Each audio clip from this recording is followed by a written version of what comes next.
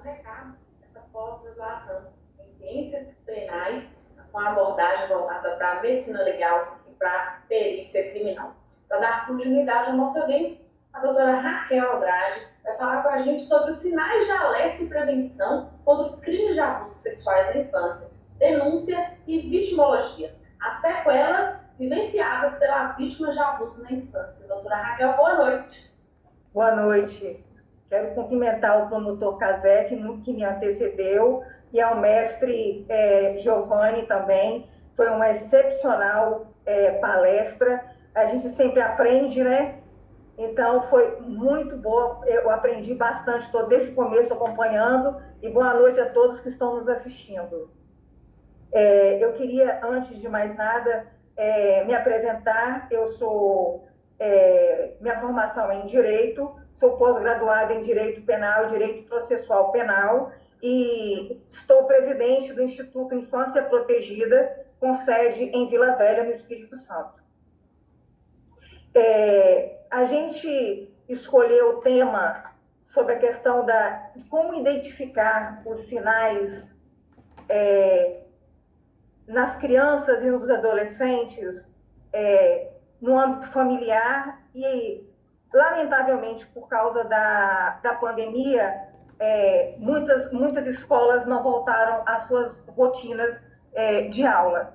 Mas a gente tem uma possibilidade de, dentro do seu lar, os seus familiares, pais, mães, tios, irmãos, identificarem de alguma forma se está havendo algum tipo de abuso por parte de alguém conhecido ou por parte até mesmo de um familiar, que lamentavelmente ocorre.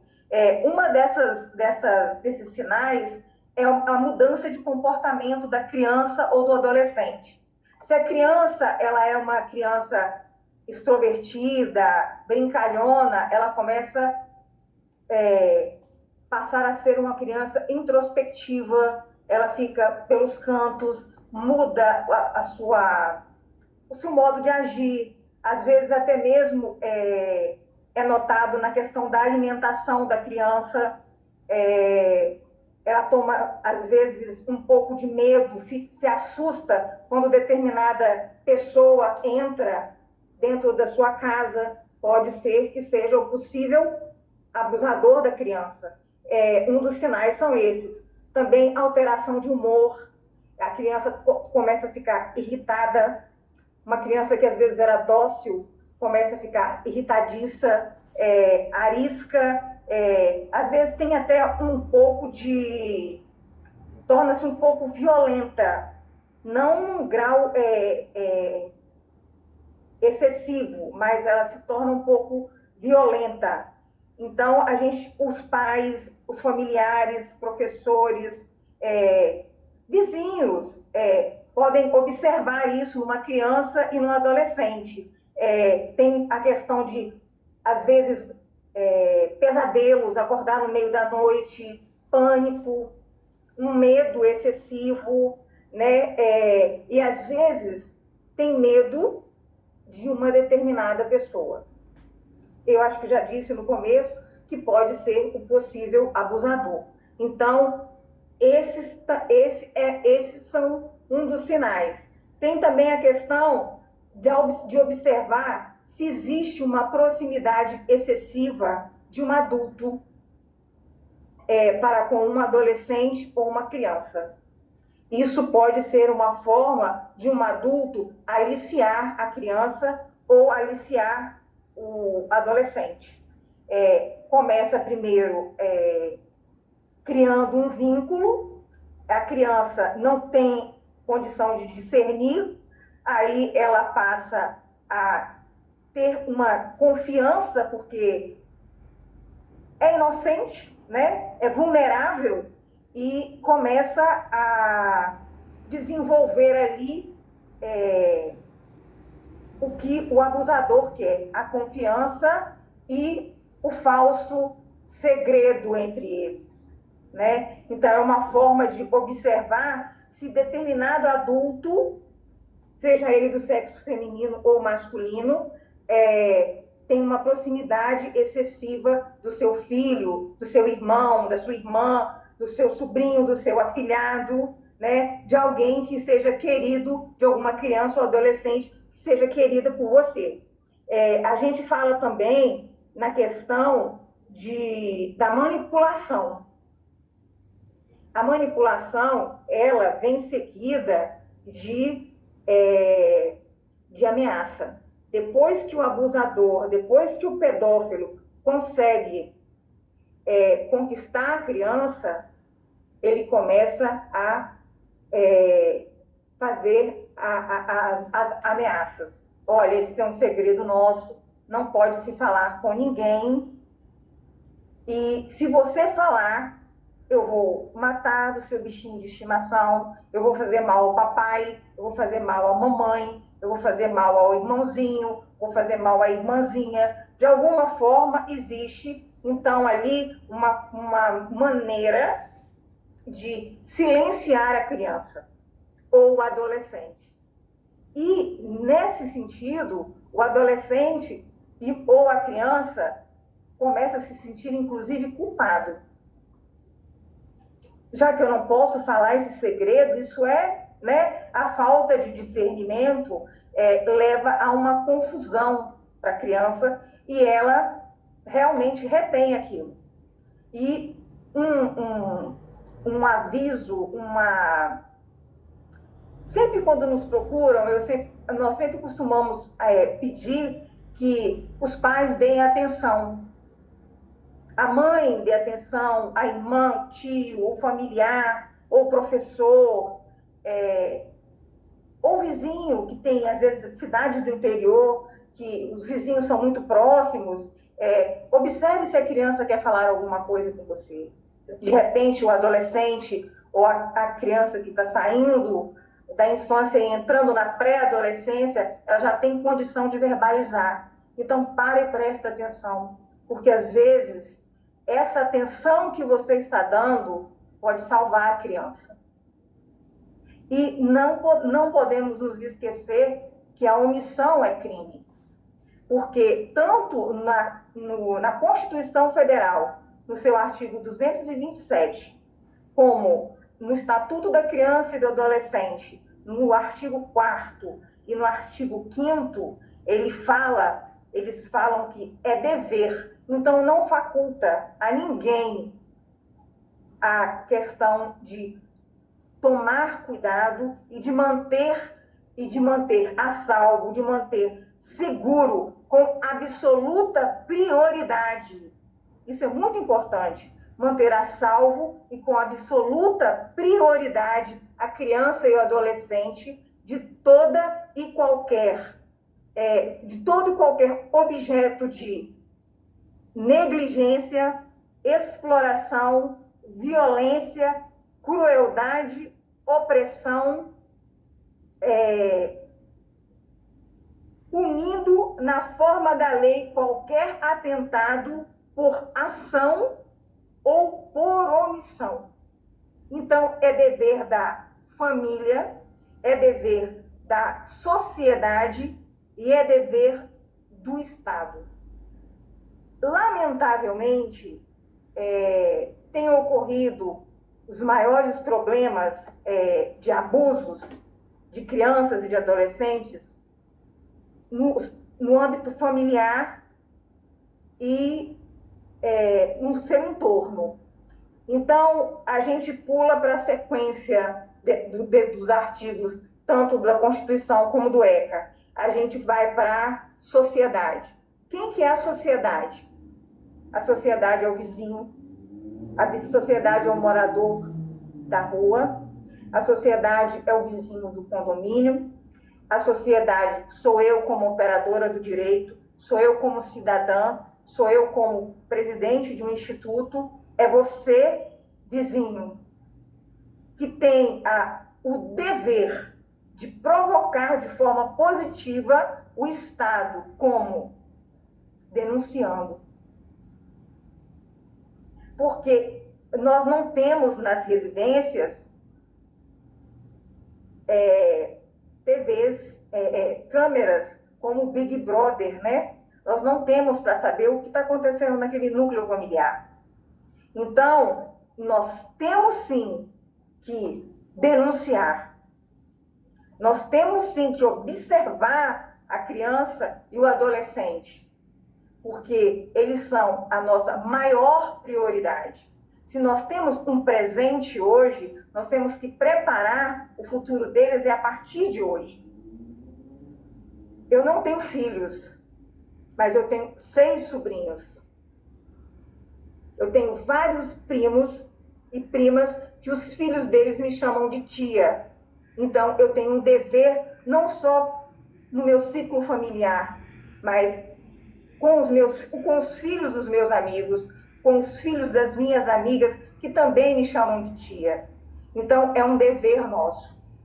E tem outros sinais que a gente pode observar. Às vezes, o adolescente, ele começa a ter comportamento infantilizado. Aquilo que ele já não fazia há muito tempo, ele começa a fazer novamente. Isso chama atenção. A criança também tem algumas coisas que já não faziam mais e voltam a fazer, é para chamar atenção. É uma forma de gritar. É diferente, mas a gente precisa estar atento. Então, a gente precisa priorizar cada vez mais. Eu estou falando, eu escolhi falar desse assunto porque rotineiramente, pelo menos 5 vezes ao dia, como instituto, a gente responde essas perguntas. São mães, são avós, são avós que estão procurando, de alguma forma, saber o que fazer. E o medo da denúncia é muito grande. Só que a gente viu há poucos dias uma denúncia feita em São Paulo, anônima, e que a polícia, às 6 horas da manhã, conseguiu tirar uma criança que estava sendo mantida cativa pelos próprios pais. E foi numa denúncia anônima. E o que acontece? Diz que 100. Mas quando você discar 100, não precisa se preocupar. O agressor, o pedófilo, ele não irá atrás de você, porque o seu anonimato vai ser mantido. Mas dê o máximo de detalhes que você puder quando você fizer a denúncia. Diga a cidade, diga os envolvidos, um ponto de referência, a rua, qualquer coisa que talvez você ache que não seja significante, é extremamente significante. Talvez um detalhe, a polícia vai achar aonde está a criança e vai resgatar aquela criança, vai tirar e vai levar para os órgãos competentes para que sejam tomadas as providências necessárias. Nós, como Instituto Infância Protegida, nós somos um braço de apoio das instituições que existem, do Conselho Tutelar, da Delegacia Especializada, nós somos um braço da Vara da Infância e Juventude, nós somos um braço do Ministério Público, da Vara da Infância e Juventude. Então, nós trabalhamos em conjunto.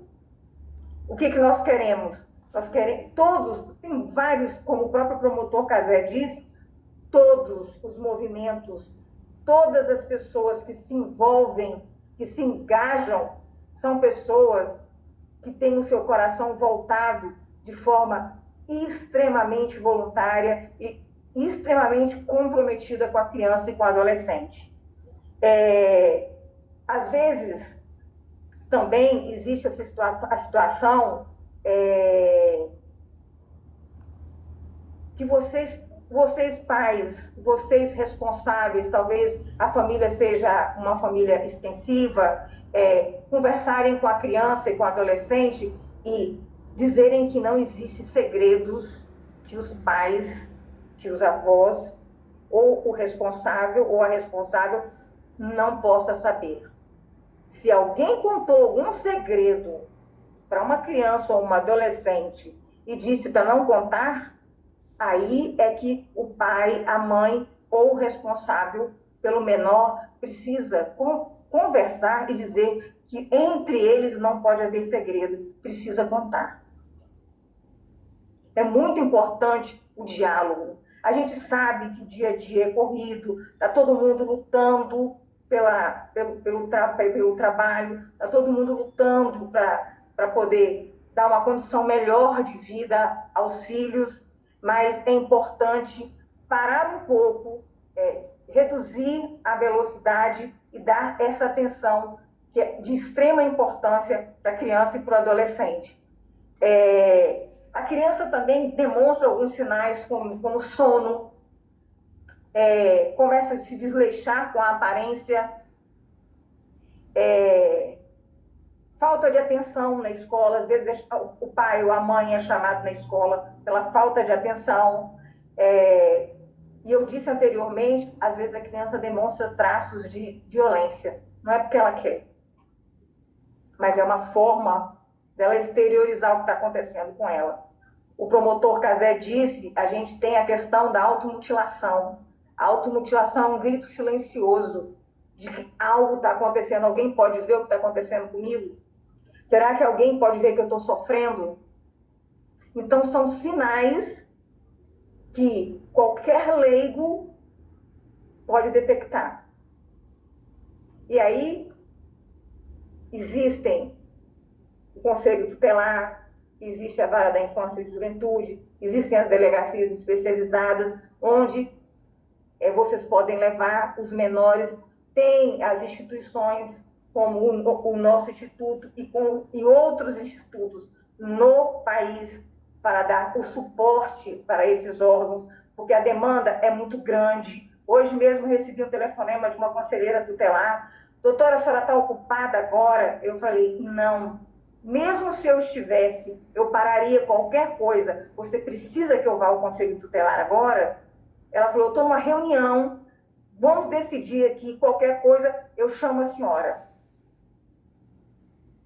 Então, assim, eu costumo falar, olha, o meu telefone, inclusive, ele fica escrito atrás nas camisetas do Instituto. Então, todo mundo sabe como nos contactar. E existem muitos outros institutos de suporte e que fazem parte dessa rede de proteção à criança e ao adolescente, que fazem esse papel, que ajudam as instituições do Estado para poder manter a criança a salvo, a criança e o adolescente a salvo, né? Como eu disse,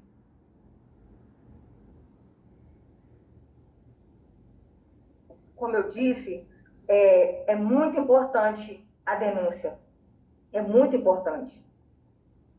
E nós temos vários meios para denunciar, não só o Disque 100.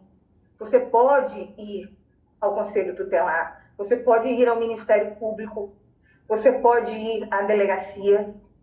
E se vocês quiserem, no site do Ministério dos Direitos Humanos está disponibilizado um WhatsApp que funciona de domingo a domingo, 24 horas por dia, para vocês denunciarem. Eu sempre testo esse aplicativo WhatsApp, eu sempre testo a denúncia pelo WhatsApp e ela é eficaz. E eles fazem a pergunta, você quer se identificar? Você pode mandar foto, mandar vídeo, mandar print, mas é como eu disse, por favor, detalhe o máximo que você puder e não tenha medo. Você vai ser mantido ou mantida no anonimato. A nossa preocupação tem que ser o bem-estar e a segurança, em primeiro lugar, da criança e do adolescente. Eu queria falar um pouco também da vitimização, da vitimologia. O doutor Giovanni falou tanto da vitimização, da vitimologia. Uma criança abusada, um adolescente abusado, ele tem sequelas para o resto da vida. Por isso que o governo, as instituições, os institutos, as ONGs, eles têm uma equipe multidisciplinar para poder ajudar a acompanhar, tanto juridicamente como psicologicamente, as crianças e os adolescentes. E essas sequelas, elas às vezes começam a aparecer até mesmo na infância. Há poucos dias eu recebi um telefonema de um outro estado em que a mãe comentou comigo que foi confirmado o abuso e que o menor estava arrancando a cabeça de uma calopsita, acho que foram uma ou duas. Eu falei, não, seu filho não é agressivo. Isso já é sequela do abuso.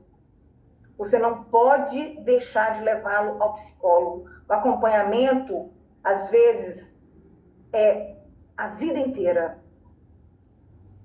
E você vai, à medida que essa vítima vai crescendo, as sequelas vão mudando. A pessoa se torna antissocial, a pessoa tem medo de contato físico, a pessoa tem medo de relacionar-se afetivamente com outra pessoa. Quando a pessoa se relaciona, é de forma extremamente superficial, não de forma rasa, não consegue ter um relacionamento mais profundo, afeta relações sexuais, afeta se a vítima, na sua idade adulta, contrai matrimônio, afeta a sua relação com seu cônjuge. Às vezes há situações em que nunca se verbalizou o que aconteceu na infância. Então, o seu parceiro ou a sua parceira não pode te ajudar, porque não verbalizou. Então, é muito importante que o tratamento seja feito de forma precoce, desde o momento que se detecte o abuso, que se detecte a violência, que seja feito de forma eficaz. Por quê? Porque muitas vezes há distúrbios sexuais, o adolescente ele começa a ter excesso de masturbação, tem a questão de erotização precoce, a mente e o seu cotidiano gira em torno de todo o contexto sexualizado.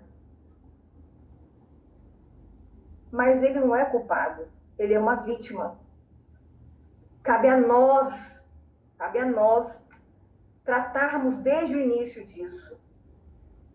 E nós temos, não tem dinheiro para pagar psicólogo. Isso o Estado tem. Tem a equipe multidisciplinar. Se tiver como você ir a uma ONG, a um instituto, existe esse suporte.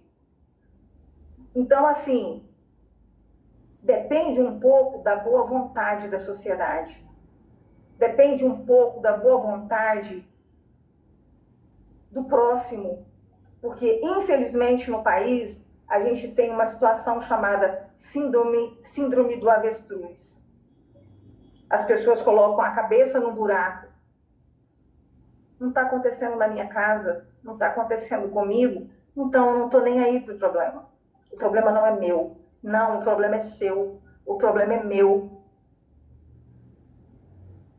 A gente tem que começar a se tornar uma sociedade mais ativa na vida da criança e do adolescente. Até porque é lei. Até porque é um dever de um cidadão de bem. Então, assim, eu não quero ser repetitiva quanto ao que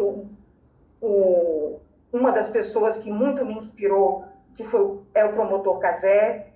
Eu assisto muito às aulas e as lives do professor Giovanni. Então, assim, eu não quero ser prolixa, mas a gente vê que são palestras, são assuntos que no final eles acabam se concatenando, porque se trata de crimes sexuais. Podem ser de adultos ou podem ser de infantes, podem ser de menores. E o nosso dever é cuidar. O nosso dever é, se possível, dar um tratamento preventivo. Mas se não houver outra solução, que a gente vá no problema pós-abuso e vamos tratar daquilo. Vamos tratar daquele problema. Talvez eu seja um pouco, não emotiva, mas eu só queria dizer uma coisa: vocês não têm noção do que é um olhar de uma criança abusada quando olha para você com aquele olhar assim: você vai me ajudar? Você vai me ouvir? Eu posso parar de ter medo?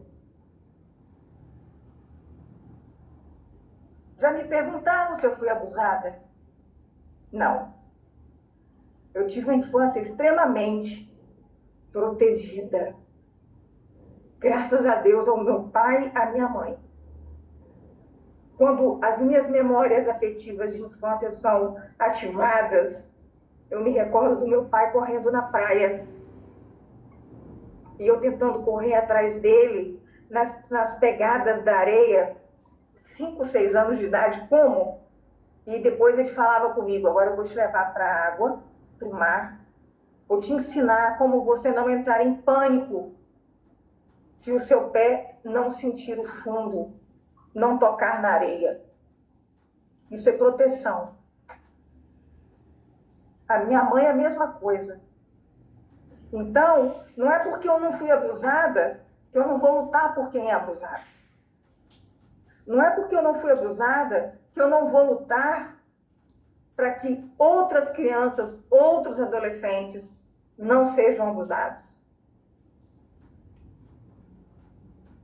Eu fiz e estou fazendo do meu trabalho, da minha profissão, a minha missão de vida.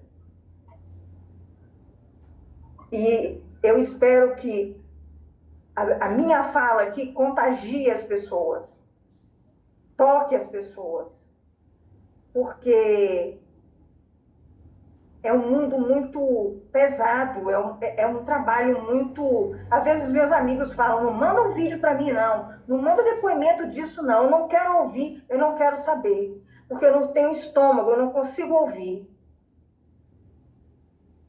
Esses dias um delegado me perguntou: como é que a senhora consegue ouvir, ver essas fotos, ver essas imagens, e a senhora, como é que a senhora faz? Eu falo assim: eu tenho um chuveiro que eu entro, ali eu choro e depois eu vou para o meu quarto, eu me abraço a um travesseiro e eu converso com Deus. Eu vou para o colo de Deus. Ali que minhas forças são renovadas.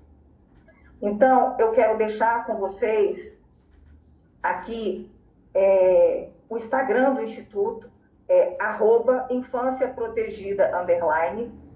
Nós estamos à disposição das pessoas. Nós temos sempre trocado ideias com outras instituições, outros movimentos. Quero mandar um abraço, eu não sei se ela está assistindo, a Vanessa de Belo Horizonte, e agradecer a todos que tiveram a paciência de nos ouvir até agora, e espero ter contribuído para que nossas crianças e nossos adolescentes possam ser cada vez mais protegidos. Muito obrigada.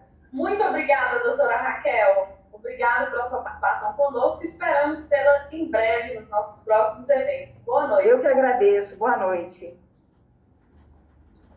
Pessoal, para dar continuidade, a doutora Tatiana Barreira Bastos já está nos aguardando e vai falar para a gente sobre a violência de gênero e crimes sexuais, os protocolos de investigação criminal qualificada. Doutora Tatiana, boa noite. Boa noite, Lara. Boa noite a todos que nos acompanham. Estão me ouvindo bem? Estamos te ouvindo bem. Então, dizer aqui da minha gratidão, da minha satisfação e alegria de participar, de ser convidada para esse congresso. Então, realmente é uma grande honra estar ao lado de pessoas tão qualificadas e que fazem um trabalho tão comprometido, tão abnegado. Eu acompanhei agora um pouco da fala da doutora Raquel e sim, nos emociona muito ouvir esses relatos. A gente sabe o quão difícil e o quão doloroso é trabalhar com violências sexuais, né? Independente de quem sejam essas vítimas. Eu trabalho como delegada de polícia há 16, quase 17 anos, 11 anos especificamente com a violência contra a mulher, mas agora, por exemplo, neste momento eu estou aqui na delegacia de Santo Antônio da Patrulha, que é uma delegacia do interior do Rio Grande do Sul, no litoral gaúcho, então na Operação Verão, e o crime mais registrado, um dos crimes mais registrados nessa delegacia pequena, zona rural, bastante área rural, é justamente o estupro de vulnerável, né? Que a doutora Raquel falava agora também dessas violências sexuais que tem por vítimas aí crianças e adolescentes.